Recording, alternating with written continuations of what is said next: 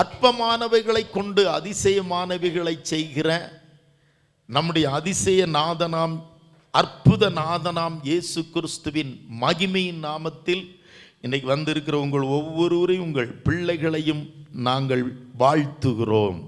அல்லேலூயா.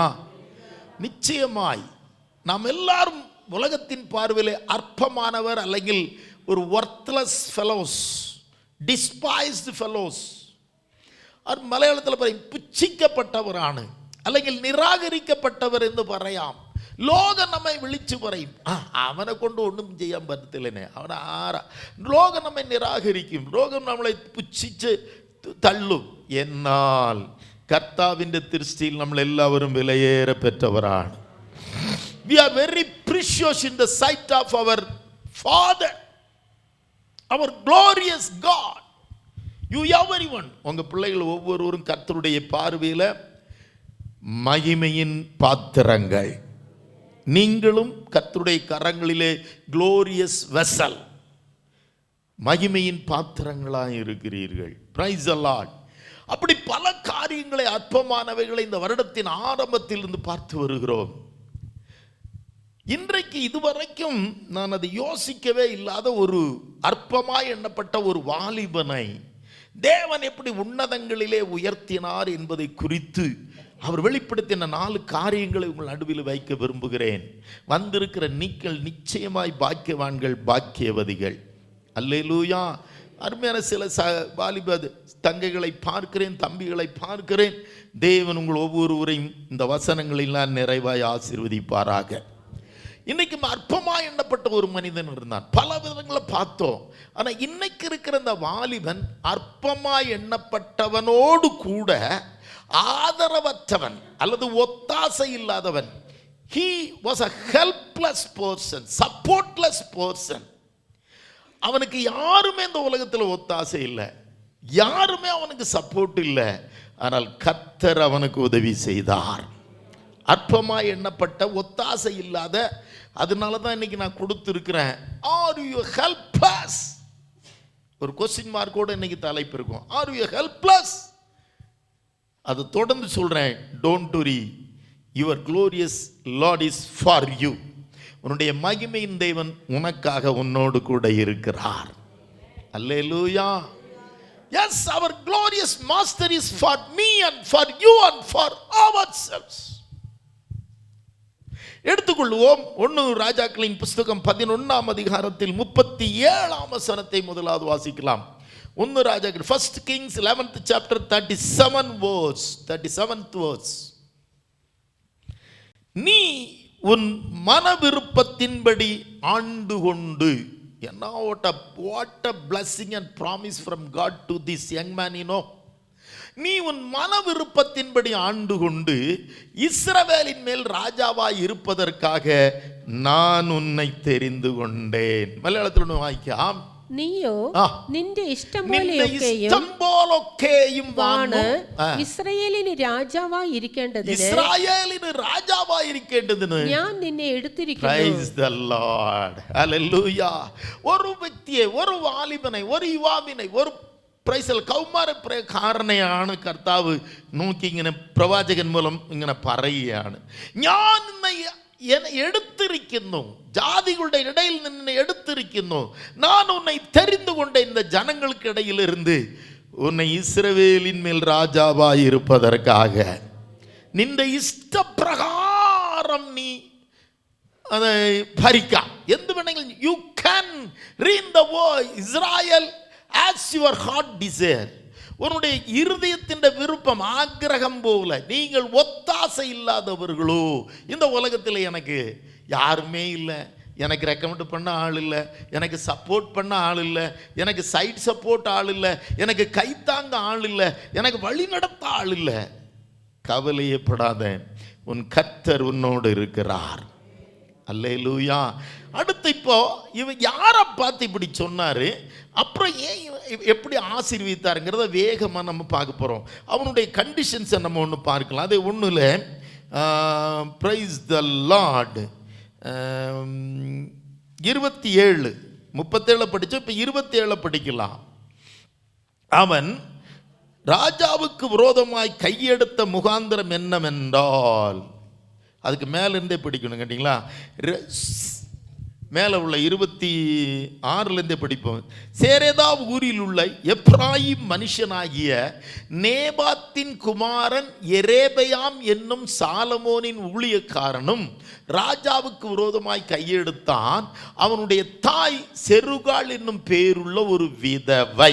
நல்லா கவனிக்கணும். வெயிட், வாய்ச்ச பெட்டன்னு வாய்ச்ச. സെരേദായിൽ നിന്നുള്ള എബ്രാഹിമിനാകിയ നേബാത്തിന്റെ മകൻ യെരോബയാം എന്ന ശലോമോന്റെ ദാസനും രാജാവിനോട് മത്സരിച്ചു. അവന്റെ അമ്മ സെരൂയ എന്നു പേരുള്ള ഒരു വിധവയായിരുന്നു. ഇപ്പൊ ഇവங்க അമ്മ யாரு சொல்லுங்க சொல்லுங்க. அம்மா யாரு? விதவை. யார் இல்லை சப்போர்ட்டுக்கு? அப்பா இல்லை, அப்பா இல்லை. யார் இல்லை? அப்பா இல்லை. ஆனால் இவன் என்ன வேலை செய்கிறாரு? ராஜாவாகிய சாலமோனுக்கு ஒரு தாசன் சொல்லி இருக்கு, ஒரு அடிமையை போல வேலை செய்து கொண்டு இருக்கிறார்.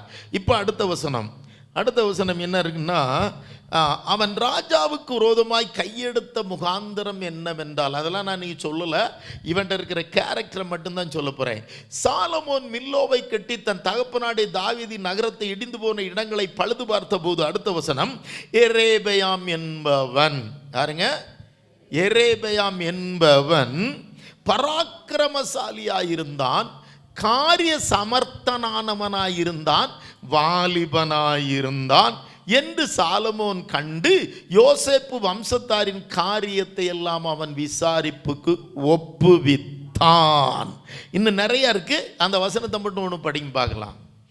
28 மாத்திரம். எரேபயாம் എന്നാൽ യെരോബയാം ബഹുപ്രാപ്തിയുള്ള പുരുഷനായിരുന്നു. എങ്ങനെ?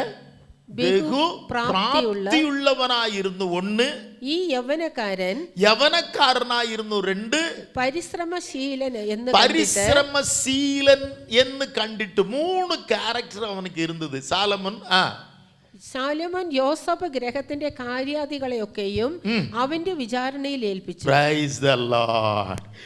இவனை பற்றி நான் யோசிக்கவே இல்லை. கர்த்தர் ஒரு நாள் என்கிட்ட சொன்னார், டேய் இங்கேயும் ஒரு வாலிபன் கிடக்கிறான்டா, ஒரு யூத்து, ஒரு யவனக்காரன் கிடக்கிறான், அவனுக்கு அப்பா இல்லை, விதவை, ஃபேமிலி ரொம்ப மோசமான குடும்பம். இவனுக்கு சாலமோன் என்ன வேலை கொடுத்துருந்தா தெரியுமா? மேசன் டிபார்ட்மெண்ட்டில் வேலை. சாலமோன் மில்லோன்னு ஒரு சிட்டியை கட்டிக்கிட்டு இருக்கிறாருங்க. அதில் இவனை இந்த மேசம் பணி, மேஸ்திரின்னு சொல்கிறல, கட்டடப்பணி, சிவில் ஒர்க்குக்கு இவனை போட்டு விட்டுருந்தாருங்க. யார? இந்த எரேபயாம.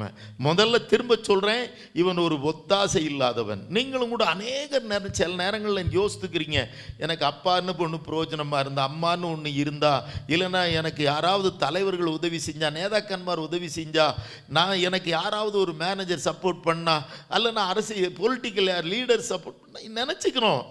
இல்லை ஒன்று நல்ல கவனி.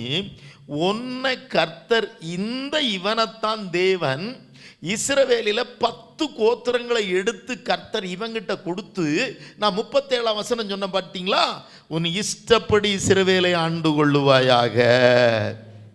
அல்லேலூயா. இவனைத்தான் ஆண்டவருக்கு எத்தனை கோத்திரங்களை கொடுக்குற? மொத்தம் 12 கோத்திரம். அதில் ஒரு கோத்திரம் லேவி கோத்திரம், பாக்கி 11. அந்த 11ல் ஒரு கோத்திரமாகிய யூதா கோத்திரம் மட்டும் சாலமோனுடைய பிள்ளைகளுக்கு கர்த்தர் கொடுக்கிறார். ஏன்னா சாலமோன் ராஜாவான பிற்பாடு தேவனுக்கு விரோதமாய் செய்த காரியங்கள், அநியாயங்கள் ஏராளம். அதனால கர்த்தர் அந்த ராஜ்யத்தை பிடுங்கி 10 கோத்திரத்தை எடுத்து எரேபயாம் கையில் கொடுக்கிறார். எத்தனை கோத்திரத்தை? 10 கோத்திரத்தை. சாலமோன் மகனுக்கு பேர் ரெகேபயாம். சாலமோனுடைய சன்னு பேர் என்னது? அவன்கிட்ட ஒரே ஒரு கோத்திரத்தை மாத்திரம் கொடுக்கிறார். ஏங்க 10 மடங்கு கர்த்தர் இவன் ஆசீர்வதிச்சாரு. வாக்குத்தத்தம் பண்ணப்பட்ட தாவீதுனுடைய பேரன் ரெகோபயாம், சாலமோனுடைய குமாரன் ரெகோபயாம், அவனை கர்த்தர் தள்ளிவிட்டு ஒரு விதவையான எப்ராயிம் தேசத்திலே இருந்து ராஜ அரண்மனையிலே அந்த ராஜா கட்டுகிற கட்டடங்களுடைய வேலையை, சிவில் டிபார்ட்மெண்ட்டில் கட்டட வேலையை செய்கிற அல்லது சூப்பர்வைசராக இருக்கிற ஒரு வாலிபனை தூக்கி எடுக்கிறார். அல்லேலூயா. இங்க நல்ல கவனி, உன்னுடைய பேக்ரவுண்டை கர்த்தர் பார்க்கிறது இல்லை, உன்னுடைய கேரக்டரை கர்த்தர் பார்க்கிறார். அல்லேலூயா. நீ எவ்வளோ பெரிய பேக்ரவுண்ட்ல இருந்து வந்திருக்கிறங்கிறதுலாம் பிரச்சனை இல்லை. நீ உன்னுடைய கர்த்தருடைய சுபாவம், கர்த்தருடைய சமூகத்தில் உனக்கு எப்படி இருக்குதுன்னு தான் பார்க்கிறார். இப்போ நான் உங்களுக்கு ஒன்றா சொல்கிறேன், நல்ல கவனிங்க. இவனைத்தான் தேவன் 10 கோத்திரத்தை கொடுத்து இந்த 37 சொன்ன, உன் மன விருப்பத்தின்படி நீ ஆண்டு கொள்ளுவாய, நின்ற இருதயத்தில் ஆக்கிரகம் போல நீ வாழ்ந்து கொள்ளுகா. என்ன ஆசீர்வாதத்தை கொடுக்குறார். எப்பொழுது தேவன் ஒரு மனுஷனை தள்ளுறாரு, நீங்கள் 11ஆம் அதிகாரத்தை 1ஆம் வசனத்திலிருந்து வீட்டில் போய் படிங்க. சாலமோன் முதல்ல விபச்சாரத்தில் ரொம்ப ஃபேமஸ் ஆயிடுறார். உலகத்திலேயே இல்லாத 1000 பேர் வரைக்கும் கல்யாணம் முடிச்சு பார்த்தவ. கர்த்தர் அவனுக்கு கொடுத்த ஞானத்தை பயன்படுத்தி, கர்த்தர் அவனுக்கு கொடுத்த ஐஸ்வர்யத்தை பயன்படுத்தி, கர்த்தர் அவனுக்கு கொடுத்த அழகை பயன்படுத்தி இவன் சம்பாதிச்சது யாரை தெரியுமா? ஆயிரக்கணக்கான பொம்பளைகளை தான் வீட்டுக்கு கொண்டு வந்தான். ஆலயத்தை கட்டினான், ஆனால் அதோட விட்டுட்டான், அந்த பிரதிஷ்டை பண்ணதோட விட்டுட்டான். அதுக்கப்புறம் நீங்கள் 11 கீழே பார்த்தீங்கன்னா, அவன் எந்தெந்த பெண்களெல்லாம் கெட்டிக்கிட்டு வந்தானோ, ரட்சிக்கப்படாதவளுக அந்த தேசத்தில் இருந்த அத்தனை ஜாதிகளையும் கொண்டு வந்துட்டான். அம்மோனியர், மோவாபியர், ஏத்தியர், எமோரியர், எகிப்தியர், எல்லா ஜாதிகளில் இருந்து பெண்ணை கட்டிட்டு வந்துட்டான். அவங்களுக்கு எல்லாருக்கும் அவங்க ஒய்ஃபுகள் சொல்லுகிறபடி அவங்களுக்கு ஒவ்வொரு கோயில் கட்டி கொடுக்குறான், ஒரு டெம்பிள் கட்டி கொடுக்குறான். அவங்க காட்ஸ் அண்ட் காடஸ்களுக்கு. நல்ல கவனிங்க, அவர்களுடைய தெய்வங்களுக்கு, அம்மோனியருக்கும், மோவாபியருக்கு, ஏத்தியருக்கு, எமோரியருக்கும், எகிப்தியருக்கும் உள்ள அந்த பெண்கள் இஷ்டப்படி எல்லாம் அந்த தெய்வங்களுக்கு ஆலயங்களை கட்டி கொடுக்கிறான். கர்த்தர் எச்சரித்து பார்த்தார். 2 பெரிய பாவத்தில் விழுந்தான். ஒன்று விக்கிரகம், இன்னொன்று வேசித்தனம். அது என்ன விதமான வேசித்தனம்னா, பணத்தினாலும் அழகினாலும் ஞானத்தினால். நல்லா நம்ம கவனிக்கணும். நிறைய பேரை கர்த்தருடைய சமூகத்தில் கர்த்தர் என்ன ஆசீர்வதிக்கலன்ட்டு பின்வாங்கி போவாங்க, பேக் ஸ்லைடிங்கில் போயிடுவாங்க. ஆனால் ஒரு சிலர் ஆசீர்வாதம் கிடைச்ச பிறகு பின்வாங்கி போவாங்க. சாலமோன் இப்படித்தான். ஆசீர்வதிக்கப்பட்டு உயர்த்தப்பட்ட பிற்பாடு உலகத்திலே அவனை போல ஞானி இல்லை, உலகத்திலே அவனை போல சம்பன்னன் இல்லை. ஆனால் அவனுடைய இருதயம் நிகழித்தது. அதாவது என்ன சொல்றது, அதற்கு ஹார்ட்டி ஹார்ட், பெருமையான இருதயம் இருந்ததினாலும், அது கிறிஸ்துவுக்குள்ள கர்த்தருக்குள்ள ஒரு உறுதி இல்லாத இருதயம் இருந்ததினாலும் தள்ளப்பட்டான். நீங்களும் நானும் மிகவும் எச்சரிக்கையாக இருக்கணும். இங்கே இருக்கிற பிள்ளைகள், பெரியவங்கெல்லாம் கவனிச்சுக்கங்க. கர்த்தர் உயர்த்த நாம் கர்த்தரை உயர்த்தணும். யாரை உயர்த்தணும் சொல்லுங்க? கர்த்தர் நம்மை உயர்த்த நாம கர்த்தரை உயர்த்தணும். ஆண்டவர் நம்மளை ஆசீர்வதிக்க நாம் அவரை பிரியப்படுத்தணும். யாரை பிரியப்படுத்தணும்? ஆமாம், கர்த்தரை யார் நம்மளை உயர்த்துறாரு, அந்த கர்த்தரை பிரியப்படுத்தணும். அதை விட்டுவிட்டு உயர்த்தின கர்த்தரை விட்டுட்டு அந்த உயர்த்தின பதவியவோ ஆசீர்வாதங்களையோ பிடிச்சு பெருமைப்படக்கூடாது, அகங்காரம் வரக்கூடாது, நிகழத்துவம் பாடில்லை, ஹார்ட்டி ஹார்ட் பாடில்லை, பிரைஸ் அல்லாட் அல்லது ஹார்ட் ஆஃப் ப்ரைடு. அதாவது அகங்காரத்தின் இருதயமும் பெருமையின் இருதயம் இருக்குமானால் பெருமை உள்ளவர்களுக்கு தேவன் எதிர்த்து நிற்கிறார். உயர்த்த நமக்கு என்ன வேணுங்க? தாழ்மை வேணும், பரிசுத்தம் வேணும், கர்த்தரை உயர்த்தணும். நீ ஒருவேளை நாளைக்கு பெரிய டாக்டர் ஆகலாம், ஐஏஎஸ் ஆகலாம், ஐபிஎஸ் ஆகலாம், சயின்டிஸ்ட் ஆகலாம், நர்ஸ் ஆகலாம், டீச்சர் ஆகலாம், கவர்மெண்ட் ஸ்டாஃப் ஆகலாம். எங்கேயோ தேவன் உன்னை உயர்த்தலாம். அங்கே இருக்கும்போது நீங்கள் யாரை உயர்த்தணும்? கர்த்தரை உயர்த்துங்க. நிச்சயமாக கர்த்தர் உங்களை தலைமுறைக்கும் ஆசீர்வதிப்பார். அதைத்தான் அவனுக்கு ஒரு கட்டளை கொடுக்குறாரு. 38 என்ன சொல்கிறாருன்னா, அதையும் சொல்லிடுறேன், அப்புறம் பாயிண்ட்ஸை மட்டும் சொல்லிடுறேன். 38 சொல்கிறார், நான் உனக்கு கட்டளையிட்டதெல்லாம் நீ கேட்டு கை கொண்டு நீ என் வழிகளில் நடந்து என் தாசனாகிய தாவீது செய்தது போல என் கட்டளைகளையும் என் கற்பனைகளையும் கைக்கொள்ளும்படிக்கு என் பார்வைக்கு செம்மையானதை செய்கிறது உண்டானால் நான் உன்னோடு இருந்து நான் தாவீதுக்கு கட்டினது போல உனக்கும் நிலையான வீட்டை கட்டி இஸ்ரவேலை உனக்கு தருவேன். என்ன சொல்றார்? தலைமுறைக்கும் உன் பிள்ளைகள் தான் இஸ்ரவேல்ல ராஜாவாய் இருப்பார்கள். ஆனா இப்படி இருக்கணும். மலையாளத்தில் ஒன்று வாய்க்காம ஜனம், ഞാൻ നിന്നോട് കൽപ്പിക്കുന്നതൊക്കെയും നീ കേട്ട് എന്റെ വഴികളിൽ നടന്ന് എന്റെ ദാസനായ ദാവീദ് ചെയ്തതുപോലെ എന്റെ ചട്ടങ്ങളും കൽപ്പനകളും പ്രമാണിച്ചുകൊണ്ട് അതുപോലെ നീ ചെയ്ത് എനിക്ക് പ്രസാദമായുള്ളത് ചെയ്താൽ, എനിക്ക് പ്രിയமான വഴിയെല്ലാം നീ ചെയ്താൽ ഞാൻ നിന്നോട് കൂടെ ഇരിക്കും. ഞാൻ ദാവീദിന് പണിതതുപോലെ നിനക്ക് സ്ഥിരമായ ഒരു ഗ്രഹം പണിത് ഇസ്രായേലിനെ നിനക്ക് തരും. ஆமென். இவன் மட்டும் ஒழுங்கா இருந்திருந்தான்னா அப்புறம் இஸ்ரவேலை ஃபுல்லா தலைமுறைக்கு ஆண்டு கொண்டு இருந்தது யாராதான் இருக்கணும்? எரேபியாமனுடைய மக்களா தான் இருக்கணும். ஆனா இவனும் பின்வாங்கி போனான். அது அப்புறம் பார்ப்போம். இன்னைக்கு கர்த்தர் ஏன் இவனை உயர்த்தினார்? திரும்பவும் வார்னிங் கொடுக்கிறேன். நம்ம தாழ்மையில் இருக்கும் பொழுது, கீழே கிடக்கும்போது, குப்பையில் கிடக்கும்போது, பொடியில் கிடக்கும்போது தேவன் நம்மளை தூக்குவார். உயர்த்தி உயர்த்தி உயர்த்தி ஐஸ்வர்யம் கூடும், பதவி கூடலாம், நம்ம அப்பா அம்மாவோட நமக்கு ப்ரெஸ்டீஜ் போஸ்டிங் நமக்கு கிடைக்கலாம். யாரோ நீ ஒரு நல்ல ஒரு போஸ்டிங்கில் இருக்கலாம், நல்ல ஒரு டிபார்ட்மெண்ட்டில் இருக்கலாம். ஆனால் அப்போ உன் இருதயம் அகங்காரம் கொள்ளக்கூடாது. எல்லாம் ஏதோ உன் திறமை நினச்சிக்கிடக்கூடாது.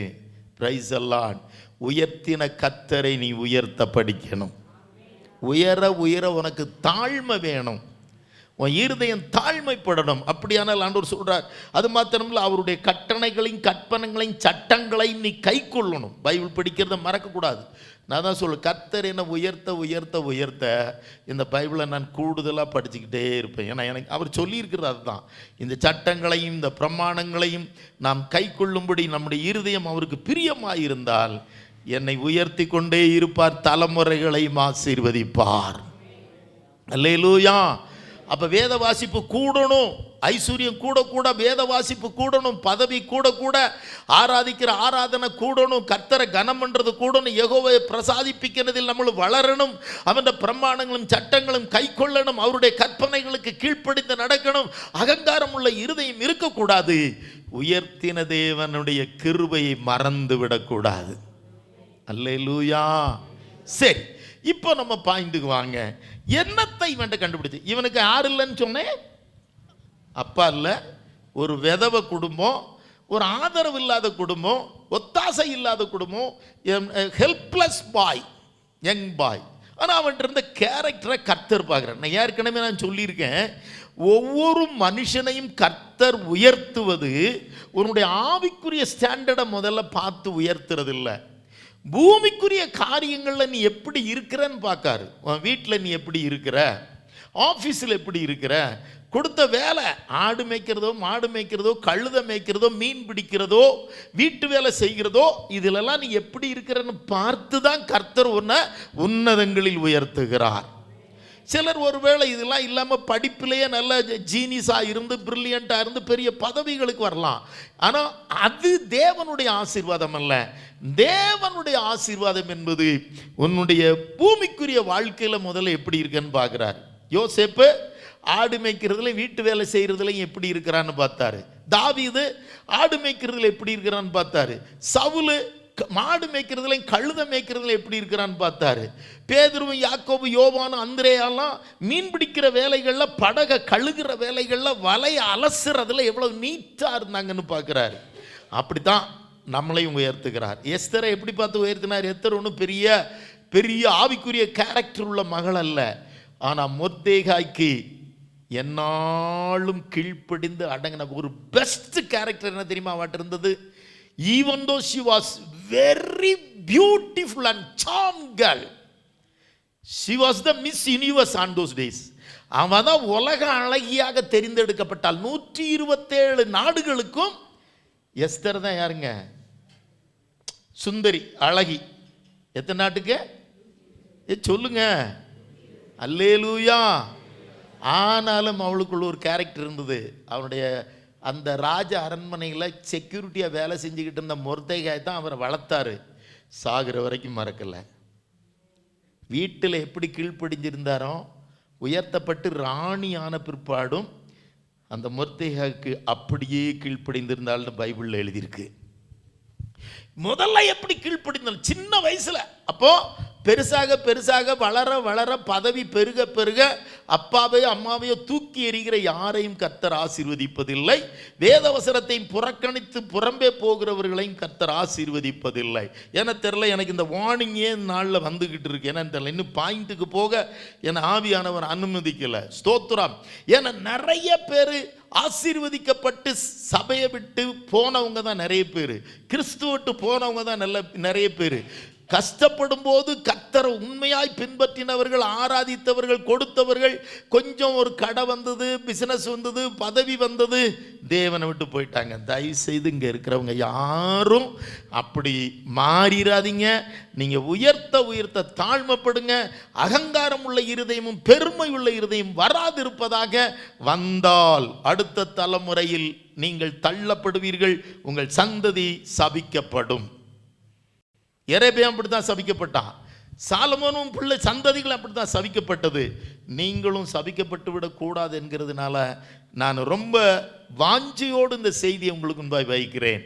சரிங்க, இப்போ இவர் ஆதரவற்றவர் தான், ஒத்தாசை இல்லாதவர் தான், ஹெல்ப்லெஸ் பர்சன் தான், சகாயம் இல்லாதவர் தான். ஆனால் கர்த்தர் உயர்த்துவதற்கு இவர் பார்த்த காரியம் ஒன்று படிக்கலாம். லூக்கா எழுதின சுவிசேஷம் 16ஆம் அதிகாரம் 12ஆம் வசனம். திரும்ப அந்த வசனத்தோடு நான் உங்களுக்கு சொல்கிறேன். பூமிக்குரிய காரியங்களில் நீங்கள் எப்படி இருக்கீங்கிறத வச்சு தான் தேவன் உங்களை ஆசீர்வதிப்பார். லூக்கா எழுதின சுவிசேஷம் 16ஆம் அதிகாரம் 9, 10, 11, 12 வரைக்கும் படிக்கணும். ஆனால் நீங்கள் 12 மட்டும் படிங்க. வேறொருவனுடைய காரியத்தில் நீங்கள் உண்மையுள்ளவர்களாய் இராவிட்டால் உங்களுக்கு யாதொன்றை சொந்தமாய் கொடுப்பவர் யார்? அதுக்கு மேலே உள்ள வசனத்தை 11 படித்து பாருங்க. அநீதியான உலக பொருள் அல்லது உலக வேலையில் நீங்கள் உண்மையாயிராவிட்டால் யார் உங்களை நம்பி உங்களிடத்தில் மெய்யான பொருளை ஒப்புவிப்பார்கள்? நல்லா கவனிக்கணும். 12 மாத்திரம் மலையாளத்தில் ஒன்று வாய்க்காம். അന്യായമായതിൽ വിശ്വസ്തരായില്ല എങ്കിൽ നിങ്ങൾക്ക് സ്വന്തമായത് ആര് തരും? அநியாயமாயது, அதாவது இந்த உலகத்தில் இருக்கிற வேலைகள்லாம் அநீதியான வேலை தான், ஒரு நீதி உள்ள வேலை இல்லை. அது நீங்கள் ஸ்கூலில் வேலை செய்யலாம், காலேஜில் வேலை செய்யலாம், ஹாஸ்பிட்டலில் வேலை செய்யலாம், கடையில் வேலை செய்யலாம், லாட்ஜில் வேலை செய்யலாம், வாகன ஓட்டலாம், பிஸ்னஸாக இருக்கலாம், அரசியல்வாதியாக இருக்கலாம். எதுவுமே பெரிய பரிசுத்தமான வேலைகள் கிடையாது. உலக பிரகாரமான வேர்ல்ட்லி ஜாப்ஸ், எர்த்லி ஜாப்ஸ். இதுலேயே நீங்கள் எப்படி இருக்கணுமா? வேறொருவன் உங்களுக்கு பதவியை கொடுத்துருக்குறான், வேறொருவன் உங்களுக்கு வேலை கொடுத்துருங்க. அதான் வேறொருவனுடைய காரியத்தில் you must be faithful in your worldly duty. நீங்கள் ஃபேக்ட்ரியில் இருக்கிறீங்களா, கம்பெனியில் இருக்கிறீங்களா, ஃபீல்டில் இருக்கிறீங்களா, ஹாஸ்பிட்டலில் இருக்கிறீங்களா, டீச்சராக இருக்கிறீங்களா, டிரைவராக இருக்கிறீங்களா, எங்கே இருக்கிறீங்களா அதெல்லாம் காரியம் இல்லை. இருக்கிற இடத்துல அது பெருக்கிற கிளீனிங் டிபார்ட்மெண்ட்டாக கூட இருக்கலாம், கிளீனிங் வேலையாக இருக்கலாம், இல்லைன்னா ஐஏஎஸ் வேலை, கலெக்டர் வேலையாகவும் இருக்கலாம், குப்பையை கலெக்ட் பண்ணுற வேலையாகவும் இருக்கலாம். எதில் இருந்தாலும் நீங்கள் எப்படி இருக்கணுமா? உண்மையாக இருந்தால் தான் கர்த்தர் உயர்த்துவாராம். இதெல்லாம் ஒரு வேலையா சொல்லவே கூடாது. பாத்திரம் கழுவுன போது உண்மையாக கழுவுனதுனால தான் கர்த்தர் யோசேப்பை எகிப்தில் கவர்னராக வச்சார். அல்லேலூயா. கழுதையும் ஒழுங்காக தேடினதுனால தான் சவுலை கொண்டு போய் இஸ்ரவேலில் முதல் ராஜாவாக வச்சார். அப்போ நீ உன் வீட்டில் பாத்திரம் கழுவுறதோ அல்லது ஒரு சின்ன புரும் எடுத்து பெருக்கிறதோ இல்லைன்னா 2 கோழியை அடைக்கிறதோ அதையும் கூட கர்த்தர் பார்க்குறாருன்னு நான் நினைக்கிறேன். என்னையும் அதை அப்படி தான் கவனிக்கிறார். அல்லேலூயா. இப்போ இவனுடைய காரியங்களை பாயிண்ட்டை மட்டும் சொல்லி ஒரு 10-15 நிமிஷத்தில் முடிக்கிறேன். இப்போ இவன் வேதாவ தான் ரெக்கமெண்ட் ஆள் இல்லை, இவன் சப்போர்ட்லெஸ் பர்சன், ரெக்கமெண்டேஷனில் ஆளும் இல்லை. ஆனால் கர்த்தர் இவனுக்காக இருந்து இவனை உயர்த்தினார். காரணம் என்ன? இப்போ நான் திரும்ப படிக்க சொல்கிறேன். 27 படிச்சுட்டோம். சாலமோன் மில்லோன்கிற ஒரு சிட்டியை கட்டிக்கிட்டு இருக்கிறார். அந்த டைமில் தான் எரேபியாம் யாருங்க? முதல்ல வாலிபன். இவன் யாரான்னு சொல்லுங்க. ஃபர்ஸ்ட் பாயிண்ட்டு ஏற்கனவே ஒன்று சொல்லிட்டேன். இவன் ஹெல்ப்லெஸ் பர்சன், சப்போர்ட்லெஸ் பர்சன், ஆதரவு இல்லாதவன், சகாயம் இல்லாதவன், ஒதுக்கப்பட்டவன். ஆனால் கர்த்தர் இவனை பார்த்துக்கிட்டே இருந்தார். கர்த்தர் இவன் என்ன செஞ்சுக்கிட்டு இருந்தாரு? பார்த்துக்கிட்டு இருந்தார். பார்த்ததுல இவன் மேலே இருந்ததுல முதல் பாயிண்ட் என்னன்னா, இவன் தேவனுக்கு பிரியமான வாலிபன். Very youth but very pleasing person to the Lord. கர்த்தருக்கு மிகவும் பிரியமான பையனாய் இவர் காணப்பட்டான். அல்லேலூயா. இவங்க அம்மா நல்லா வளர்த்துருக்காங்க.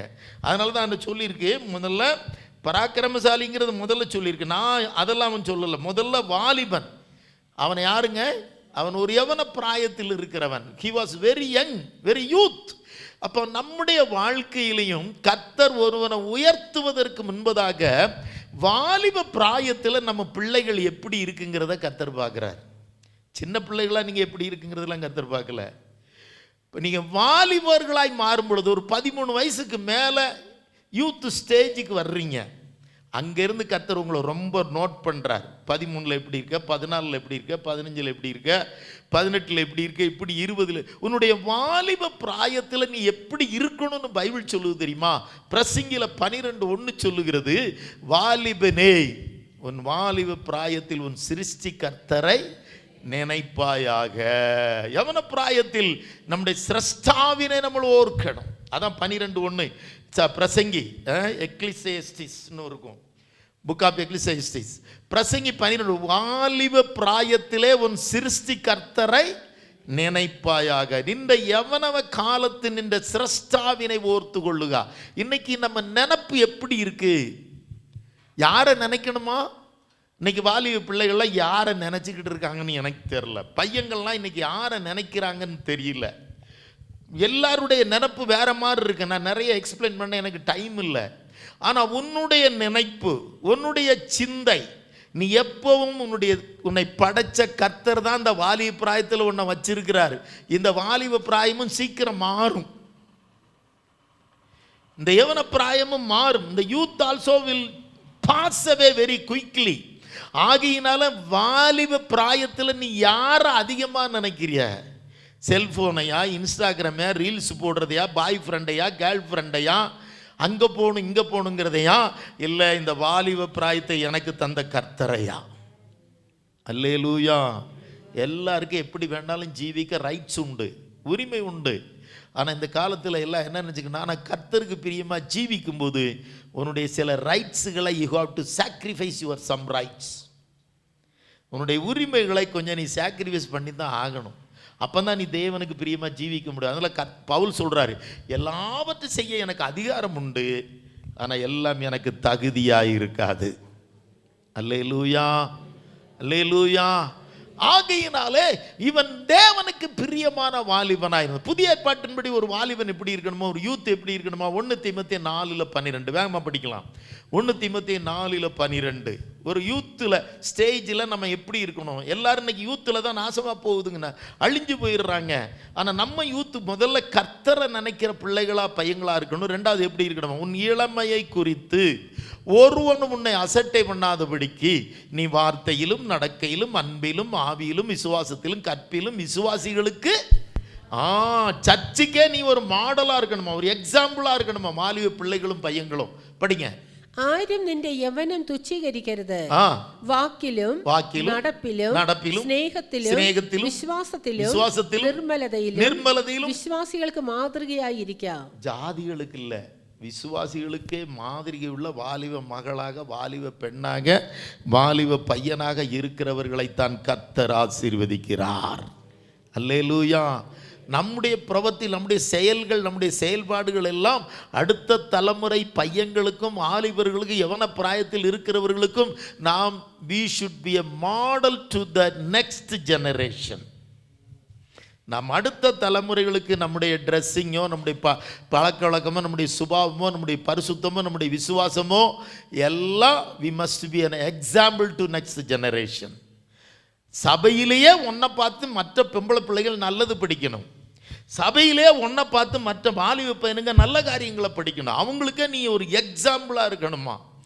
இந்த ஜெரோபயாம் அநேக வாலிபர்களுக்கும் ஒரு உதாரணமான வாலிபனாக இருந்தார். 1. 2வது, இவன் பராக்கிரமசாலியாக இருந்தான். மலையாளத்தில் அதுன்னு ஒரு நல்ல வாக்கு உண்டല്ലോ, நல்ல வாக்காக இருந்தான். அது ஒன்று வாய்ச்சே அதை 28:1 ராஜாக்கள் 11:28 அது எப்படி இருக்கு? 1 ராஜாக்கள் 11:28. എന്നാൽ യെരോബെയാം ബഹുപ്രാപ്തിയുള്ള പുരുഷനായിരുന്നു. പ്രാപ്തിയുള്ള പുരുഷൻ ആരായിരുന്നു? പ്രാപ്തിയുള്ള. ആമേൻ. Very able person, eligible youth. ரெண்டாவது தமிழ்ல அது என்ன சொல்லி இருக்குன்னா பராக்கிரமசாலியாயிருந்தான். எப்படி இருந்தானா? பராக்கிரமசாலி. அதானா? ഈ യവനക്കാരൻ പരിശ്രമശീലൻ. அது பரிசிரமசீலன், அது அடுத்து காரிய சமர்த்தன். நல்லா போனீங்க. தமிழ்ல பராக்கிரமசாலின்னு இருக்கு, மலையாளத்தில் என்ன எழுதுங்க? ஆமாம், வெகு பிராப்தியுள்ள புருஷன். அதாவது எந்த வேலையை கொடுத்தாலும், எப்படி எந்த வேலையை கொடுத்தாலும் தன் முழு பலத்தோட செய்கிற ஒரு வாலிபனா இருந்தான். அறகுறை கேஸு கிடையாது. நம்ம வீட்டில் அதை கர்த்தர் அதை பார்க்குறாரு. இவனுக்கு கட்டடம் கட்டுற வேலையில், சூப்பர்வைசிங் வேலையில், மேஸ்திரி டிபார்ட்மெண்ட்டில் இவனுக்கு வேலை கொடுத்துருந்தார். பில்டிங் கன்ஸ்ட்ரக்ஷன் டிபார்ட்மெண்ட்டில் தான் வேலை கொடுத்துருந்தாரு. இவனுக்கு தெரியாது கர்த்தர் இதை பார்த்துக்கிட்டே இருக்கிறாரு, என்ன ராஜாவாக்குவார்னு இவனுக்கு தெரியாது. ஆனால் எல்லாரையும் பார்க்குறாரு, என்னையும் பார்க்குறாரு, உன்னையும் பார்க்குறாரு. நீ வீட்டில் புரூம் எடுத்து பெருக்குன்னா அதையும் எவ்வளோ சுத்தமாக செய்கிறேன்னு பார்க்குறார். துணி துவைச்சனா எவ்வளோ சுத்தமாக செய்கிறேன்னு பார்க்குறாரு. பாத்திரம் கழுவுனா எவ்வளோ சுத்தமாக செய்கிறேன்னு பார்க்குறாரு. ஃபேக்ட்ரியில் வேலை செஞ்சால், ஆஃபீஸில் வேலை செஞ்சால், ஸ்கூலில் வேலை செஞ்சால், ஹாஸ்பிட்டலில் வேலை செஞ்சால், ஆட்டோவில் டிரைவராக இருந்தனா, நீ எப்படி கடையில் வேலை செஞ்சனா, லாட்ஜில் வேலை எப்படி வேலை செய்கிறேன்னு பார்க்குறாரு கர்த்தர். என்ன வேலைன்னு பார்க்கல, எப்படி செய்கிற, சுத்தமாக செய்கிறியா. இவன் வெகு பிராப்தி உள்ள பராக்கிரமசாலி தான். என்ன? Very able person. எல்லா வேலை, சாந்து குலைக்கிறதோ, எடுத்து கொடுக்குறதோ, கல் எடுத்து கொடுக்குறதோ, கை வேலையாக இருக்கிறதோ, மேஸ்திரி வேலை செய்கிறதோ, அதை சுத்தமாக அந்த பில்டிங்கை கட்டுறதோ, கட்டின பிற்பாடு அதை சுத்திகரிக்கிறதோ, இதெல்லாம் ரொம்ப பலத்தோடு செஞ்சாருங்க. கர்த்தர் பார்த்தார், நல்ல வாலிபன், பராக்கிரமசாலியான வாலிபன், எந்த வேலைக்கும் பயப்பட மாட்டான், வெரி ஏபிள், வெகு சாமர்த்தியசாலி, பிராப்தி உள்ளவன். Price the Lord. நம்ம வாழ்க்கையிலையும் சிலர் பார்த்தீங்கன்னா, இந்த வேலையை நான் தான் செய்யணுமா, இந்த வேலையை நான் தான் செய்யணுமா, இந்த கடைக்கு நான் தான் போகணுமா, இந்த தண்ணியை நான் தான் அங்கே எடுத்து வைக்கணுமா, இந்த கம்பளியை நான் தான் மடக்கி வைக்கணுமா. நீ ஒவ்வொன்றையும் ரிஜெக்ட் பண்ணும்போது கர்த்தர் ஒவ்வொன்றிலையும் உனக்கு மார்க்கை மைனஸ் பண்ணிக்கிட்டே வருவார். நீ ஆணாக இருக்கலாம், இல்லை பெண்ணாக இருக்கலாம், வாலிபனாக இருக்கலாம், வாலிப பிள்ளையாக இருக்கலாம்.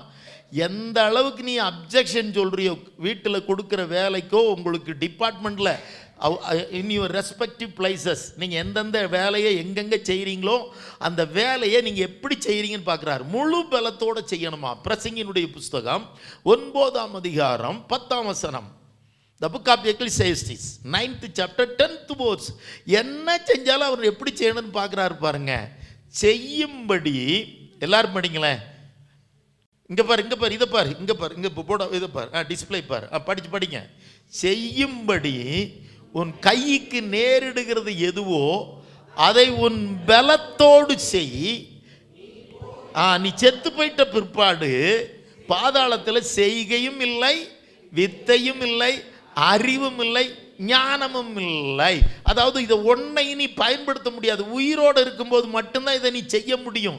போயிட்டேன்னா அதுக்கப்புறம் பாதாளத்தில் அல்லது நரகத்தில் அல்லது பரலோகத்தில் உன் டேலண்ட் ஒன்றும் தேவையில்லை. மலையாளத்தில் எழுதியிருக்கேன், செய்வான் നിനക്ക് സംഗതി വരുന്നതൊക്കെയും ശക്തിയോടെ ചെയ്യുക, சக்தியோடு செய்க. നീ ചെല്ലുന്ന പാതാളത്തിൽ, ஆமா அதம்மா, ഈ ലോകത്തെ விட்டு கடந்து போயால் പ്രവൃത്തിയോ സൂത്രമോ അറിവോ ஞானமோ ஒண்ணுமில்ல. அப்ப இதெல்லாம் எங்க தான் உபயோகிக்கணும்? எங்க தான் நீங்க இதை யூட்டிலைஸ் பண்ணணும்? இந்த பூமியில் உயிரோடு இருக்கும்போது தான் உனக்கு இருக்க ஞானம், புத்து, அறிவு, பலன், எல்லா தாளந்துகளையும் பராக்கிரமத்தையும் இங்கே தான் யூஸ் பண்ணணும். அல்லேலூயா. அது நீ செய்கிற வேலையை நல்லா செய்யுங்கிறாரு. அவன் வேலையை செய்ய மாட்டேங்கிறான், அவன் வேலையை செய்ய மாட்டேங்கிறா. நான் வேலை செய்கிறதுனால என் மேலே தான் எல்லா பள்ளியும், என் மேனேஜர் எனக்கிட்டே தான் நிறையா கொடுக்குறாரு, எங்கள் எம்ஐ எனக்கு தான் நிறையா கொடுக்குறாரு, என்னுடைய சூப்பர்வைசர் எனக்கு தான் நிறையா கொடுக்குறாரு. உங்களுக்கு ஒரு காரியம் தெரியுமா? யாரை ஒரு மனுஷனுடைய சுப்பீரியருடைய இருதயம் யாரை நம்புதோ அவங்கள நம்பி தான் ரொம்ப உத்தரவாதம் வரும், ரெஸ்பான்சிபிலிட்டி வரும். அந்த அதாவது நம்பாதவங்க கையில் நிறைய பொறுப்பை கொடுக்க மாட்டாங்கங்க. நீ நினச்சிக்கிற ஒன்றை உபத்திரவப்படுத்துகிறான். கிடையாது கிடையாது கிடையாது. உங்களை உபத்திரவப்படுத்தலை, அவனை விட, அவன் கூட வேலை செய்கிறவங்களை விட, அவளை விட, இவளை விட, அந்த ஸ்டாப்பை விட, இந்த ஸ்டாப்பை விட உனக்கு பொறுப்பு கூடுதல் வருது. உன்னை தான் கூப்பிடுறாங்க மேலே சுப்பீரியர்னா, நீ நல்லா தேவனுக்காக தேவன் நிமித்தம் அந்த வேலையில் இருக்கிறன்னு அர்த்தம். யார் ரொம்ப உத்தரவாதமாக இருக்க 4 பிள்ளைகள் வீட்டில் இருந்துன்னா யார்கிட்ட தெரியுமா நிறைய வேலையை சொல்லுவாங்க. இப்போல்லாம் 1 2 வச்சுருக்கனால ஒன்றும் உருப்படி இல்லாமல் இருக்குது. 3 பிள்ளைகள் 4 பிள்ளைகள் இருக்கிற இடத்துல யாருக்கிட்ட தெரியுமா அப்பா அம்மா அதிகமாக வேலை சொல்லுவாங்க? உடனே அனுசரிக்கிற, கீழ்ப்படுகிற, உண்மையாக செய்கிற, கரெக்டாக செய்கிற பிள்ளைகளை தான் திரும்ப திரும்ப கூப்பிட்டு வேலை கொடுப்பாங்க. அந்த பிள்ளைகள் சொன்னால் என்ன சொல்லுவாங்க தெரியுமா? என்னப்பா செய்ய, நீனா சொன்னால் செய்வ, உங்கள் அண்ணனா செய்ய மாட்டான், இல்லை உங்கள் அக்கானா செய்ய மாட்டான், உன் தங்கச்சின்னா செய்ய மாட்டா அப்படின்னு சொல்லுவாங்க. எத்தனை பேர் இதை அனுபவிச்சிருக்கீங்க தெரியல, நான் அனுபவிச்சிருக்கிறேன். அல்லேலூயா. என்னை நம்பி அவர் தந்த பொறுப்பு, அது வீட்டு வேலையாக இருந்தாலும் சரி, ஆஃபீஸ் வேலையாக இருந்தாலும் சரி, ஊழிய மினிஸ்ட்ரி டிபார்ட்மெண்ட்டாக இருந்தாலும் சரி, எப்படி செய்யணுமா, செய்கிறது எப்படி செய்யணுமா, முழு பலத்தோடு செய்யணும். சுத்தம் பண்ணாலும் சரி, பிரைஸ் எல்லாம் முழு பலத்தோடு செய்யணும். டீச் பண்ணாலும் சரி முழு பலத்தோட, ட்ரீட் பண்ணாலும் சரி முழு பலத்தோட, என்ன டிரைவ் பண்ணாலும் சரி முழு பலத்தோட, முழு பராக்கிரமத்தோட செய்யணும்.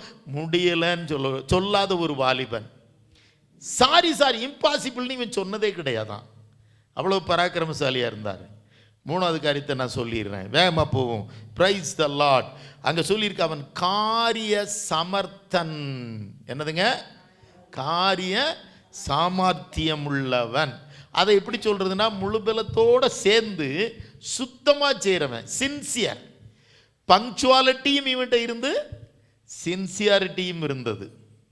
முழு பலத்தோடையும் செஞ்சான், முழு ஞானத்தோடையும் அர்ப்பணிப்போடையும் டெடிக்கேட்டட் மைண்டோடையும் அந்த வேலையை செஞ்சான்.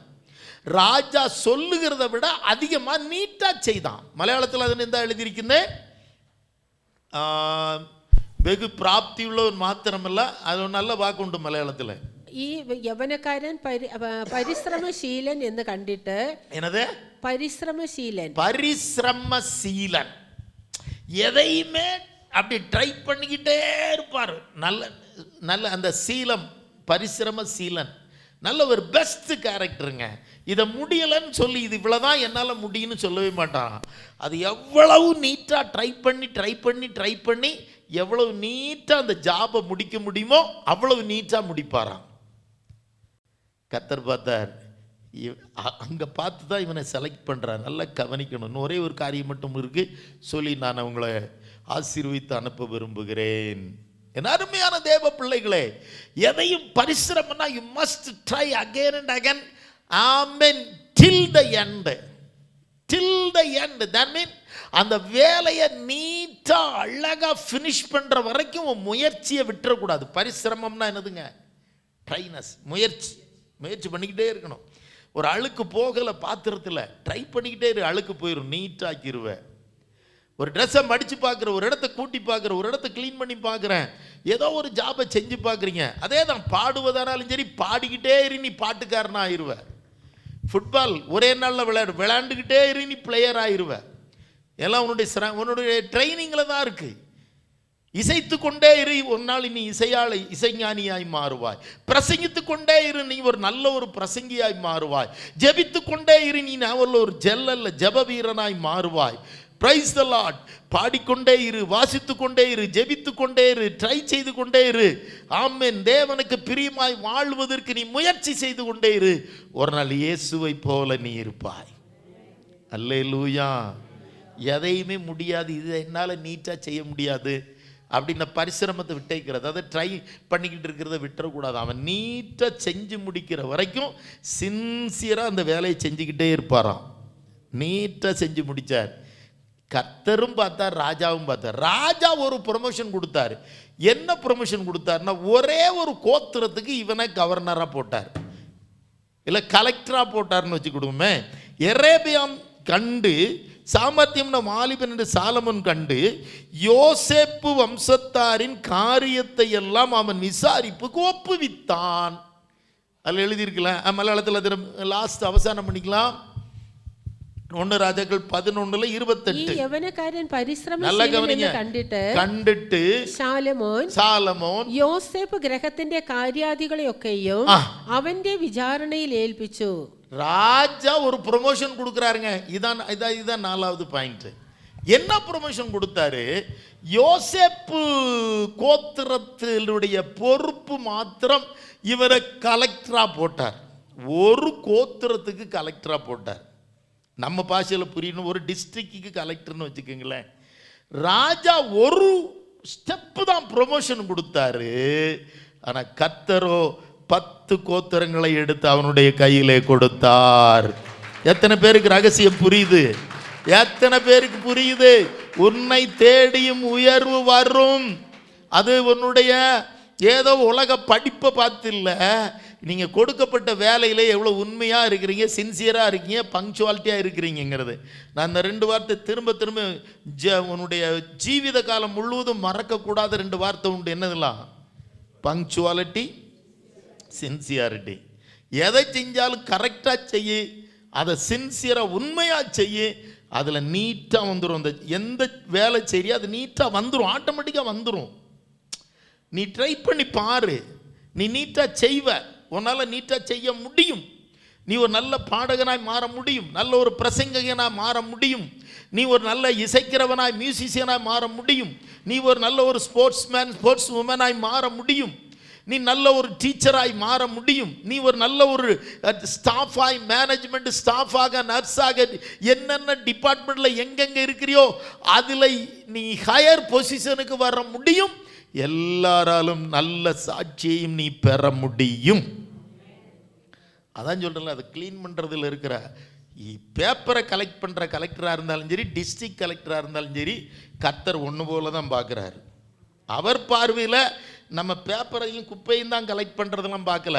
அவர் பார்வையில் நீயும் கலெக்டர் தான், டிஸ்ட்ரிக்ட் ஐஏஎஸ் கலெக்டரும் கலெக்டர் தான், வித்தியாசமெல்லாம் அவர் பார்க்கல. அல்லேலூயா.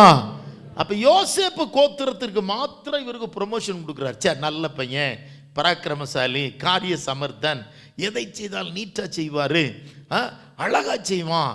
அந்த வாலிபனாகவும் இருந்தான். இதெல்லாம் கர்த்தரும் பார்த்தார். அல்லேலூயா. சாலமோன் கொடுத்தது ஒரே ஒரு ப்ரொமோஷன். இப்போ தான் கர்த்தர் இப்போ 29:30 படிக்கலாம். எல்லாரும் படிங்க. 11:29-30. அக்காலத்தில் எரேபயாம் எருசலேமிலிருந்து வெளியே போகிற போது சீலோனியனான அகியா என்னும் தீர்க்கதரிசி புது சால்வையை போர்த்து கொண்டிருந்து வழியில் அவனை கண்டான். இருவரும் வயல்வெளியில் தனித்திருக்கையில் அகியா தான் போர்த்து கொண்டிருந்த புது சால்வையை பிடித்து அதை 12 துண்டாக கிழித்து போட்டு எரேபயாமை நோக்கி 10 துண்டுகளை எடுத்துக்கொள் என்று இஸ்ரவேலின் தேவனாய் கர்த்தர் சொல்லுகிறது என்னவென்றால், இதோ நான் ராஜ்யபாரத்தை சாலமோன் கையில் இருந்து எடுத்து கிழித்து உனக்கு 10 கோத்திரங்களை கொடுப்பேன். நீ உண்மையாயிருந்தால் அடுத்தவனுக்கு போக வேண்டிய ப்ரொமோஷன்லாம் உனக்கு வரும், அடுத்தவனுக்கு கிடைக்க வேண்டிய வேலையும் உனக்கு கிடைக்கும். Price the Lord. நீ எது கிடைக்காதுன்னு நினைக்கிறாயோ அது கண்டிப்பாக உனக்கோ உன் பிள்ளைகளுக்கு கிடைக்கும், உன் சந்ததிகளுக்கு கிடைக்கும். ஆனால் நீ தேவனுடைய பார்வையில் எப்படி இருக்கணும்? இதே மாதிரி. Praise the lord. அல்லேலூயா. அல்லேலூயா. அதுல 31 மாத்திரம் மலையாளத்தில் வாയിക്കാം. യെരൊബെയാമിനോട് പറഞ്ഞത് എന്തെന്നാൽ 10 കണ്ടം നീ എടുത്തുകൊള്ളുക, ഇസ്രായേലിന്റെ ദൈവമായ യഹോവ ഇപ്രകാരം അരുൾ ചെയ്യുന്നു. அப்ப அவர் எப்ப டெஸ்ட் வச்சாரு? இன்டர்வியூ எங்க இருந்தது? மெடிக்கல் டெஸ்ட், பிசிக்கல் டெஸ்ட் எல்லாம். இன்டர்வியூ எங்க இருந்துச்சு? எங்கே வச்சு தான் இன்டர்வியூ இருந்தது? அவன் வேலை செய்கிற இடத்துல அவன் செய்கிறத வச்சு தான் கர்த்தர் மார்க் போட்டு இப்போ சொல்கிறாரு, ദൈവം യഹോവ ഇപ്രകാരം അരുളി ചെയ്യുന്നു, ഇതാ ഞാൻ രാജ്യത്വം ശലോമോന്റെ കയ്യിൽ നിന്ന് പറിച്ചു കീറി 10 கோத்திரம் നിനക്ക് തരുന്നു. அப்படி சொல்லிட்டு தான் சொல்றார் 37ல, நீ உன் மன விருப்பத்தின்படி ஆண்டு கொள்ளுவாயாக. அப்போ நம்ம மன விருப்பத்தின்படி நம்ம ஜீவிக்கலாம், ஆனால் யாருக்கு பிரியமாக தான் ஜீவிக்கணும். நம்ம விருப்பப்படி சாப்பிடலாம், ஆனால் தேவனுக்கு பிரியமானதை மட்டும்தான் சாப்பிட முடியும். நீ விருப்பப்படி ட்ரெஸ் பண்ணலாம், ஆனால் தேவனுக்கு விருப்பமாய் மற்ற தலைமுறைகளுக்கு மாதிரியாக தான் நீ ட்ரெஸ் பண்ண முடியும். நீ விருப்பப்படி உன்னை டெக்கரேட் பண்ணலாம், ஆனால் மற்றவர்களுக்கு மாதிரியாக தான் செய்ய முடியும். நீ விருப்பப்படி எது வேணாலும் செய்யலாம், ஆனால் கர்த்தருடைய இருதயத்தை வேதனைப்படுத்துகிற ரீதியில் செய்யக்கூடாது. நீ வீடு கட்டலாம், நீ என்ன கல்யாணம் முடிக்கலாம், நீ வாகனம் வாங்கலாம், எல்லாம் செய்யலாம், நல்லா ட்ரெஸ் வாங்கலாம், நல்லா சாப்பிடலாம், நல்லா என்ஜாய் பண்ணலாம். ஆனால் யாருடைய இருதயத்திற்கு ஏற்ற பிரகாரம்? அவன் ஆசீர்வதிக்கிற தேவனுடைய இருதயத்திற்கு ஏற்ற பிரகாரம் நீ உன் மன விருப்பத்தின்படி, as your soul desire, you can enjoy the world, but you must please your God. நீ கர்த்தரை பிரியப்படுத்துகிற பிள்ளைகளாக இருக்கணும். இதை மட்டும் செஞ்சு பாருங்க. அவரை வேதனைப்படுத்துகிற மாதிரி அசிங்கமாக போகக்கூடாது. மற்றவர்கள் நம்மளை பார்த்து இவெல்லாம் சர்ச்சுக்கு போகிறாளே, இவெல்லாம் சர்ச்சுக்கு போகிறானேன்னு சொன்ன அன்னைக்கு கர்த்தர் உன்னை பிடிங்கி தூர போட்டு உனக்கு எடுக்கிற ஆசீர்வாதத்தை எடுத்து வேற ஒரு ஆளுக்கு கொடுக்க ஆரம்பிச்சிருவார். புரியுதா? இப்போ அவன்கிட்ட இருந்தது, அவன் எவ்வளோ பெரிய ஆளாக இருந்தான் சாலமோன், அவன்கிட்ட இருந்தே பிடுங்கி கொடுத்தது உண்மையானால் வாங்கிட்டு எரேபியாமிட்ட பிடுங்கி கொடுக்கறது ரொம்ப சிம்பிள். Price the Lord. ஆகினால நீங்களும் நானும் அவன் நமக்கு இந்த உலகத்தில் ஹெல்ப் இருக்கா, சப்போர்ட் இருக்கா, சகாயம் இருக்காங்கிறதெல்லாம் பார்க்கல. நீ கர்த்தருடைய பார்வையில் எப்படி இருக்கிறாய் என்பதை பார்த்து கர்த்தர் வச்ச டெஸ்ட்டிலெல்லாம் பாஸ் பண்ண பொழுது சாலமோன் கொடுத்தது ஒரு கோத்திரம், ஆனால் கர்த்தர் இவனுக்கு கொடுத்தது 10 கோத்திரம். அப்போ கர்த்தர் உனக்கு நேரடியாக கொடுத்தா மனுஷன் கொடுக்குற மாதிரி கொடுக்க மாட்டார். கர்த்தர் கொடுக்கும் பொழுது நீ மனுஷன் கொடுக்கறத விட 10 மடங்கு ஆசீர்வாதமாக கடவுள் கொடுப்பார். ஆண்டவர் இயேசு கிறிஸ்து கொடுப்பார். ஆகையினால அவருக்கு முன்பதாக நாம் சாமர்த்தியசாலிகளாகவும் பரிசிரமசீலனாகவும், பிரைஸ் தி லார்ட், ஏபிள் பர்சனாகவும், பிரைஸ் தி லார்ட், சின்சியராகவும் பங்க்சுவலாகவும் ஓடுவோம். நம்ம மன விருப்பத்தின்படி எதையும் செய்யலாம், ஆனால் எப்படி மாத்திரம் செய்யக்கூடாது? நம்ம மன விருப்பத்தின்படி செய்யலாம், ஆனால் எப்படி மாத்திரம் செய்யக்கூடாது? உன்னுடைய ஆண்டவரை, உன்னுடைய கடவுளை, உன்னுடைய கர்த்தராகிய இயேசு கிறிஸ்துவை வேதனைப்படுத்துகிற மாதிரி மட்டும் செய்யக்கூடாது. நீ கர்த்தரை பிரியப்படுத்தணும். அல்லேலூயா. நீ கர்த்தரை பிரியப்படுத்தணும். நீ அவர் உன்னை உயர்த்த நீ கர்த்தரை உயர்த்தணும். அவர் உன்னை ஆசீர்வதித்து பெருக பண்ண நீ விசுவாசத்திலையும் பரிசுத்தத்திலையும் தாழ்மையிலும் நீ பெருகணும். அப்படியானால் நீ மாத்திரமல்ல, ஆண்டவர் சொல்கிறார் எரேமியாட்ட, உன் பிள்ளைகளுக்கும் தலைமுறைக்கும் நான் அவர்களோடு இருந்து அந்த தலைமுறைகளை ஆசீர்வதிப்பேன்கிறாரு. அம்மாமாராக இருக்கிற மாதா பிதாக்களாக இருக்கிறவர்கள், பேரண்ட்ஸாக இருக்கிறவங்க நினச்சிக்கோங்க, நீங்கள் உங்கள் பிள்ளைகளுக்கு பெரிய படிப்பை கொடுத்து, ஜாப்பை கொடுத்து, வீடை கொடுத்து, சொத்தை கொடுத்து வைக்கிறது அது அழிஞ்சு போயிடும். ஆனால் இப்படி நீ வாழ்ந்தனா உன்னுடைய ஆசீர்வாதம் பிள்ளைகளின் பிள்ளைகளுக்கும் தலைமுறையாக வந்து இறங்கி கொண்டே இருக்கும். நிலையான வீட்டை உன் சந்ததிகளுக்கு கர்த்தர் கட்டுவார். நிலையான அதிகாரத்தை கர்த்தர் கொடுப்பார்.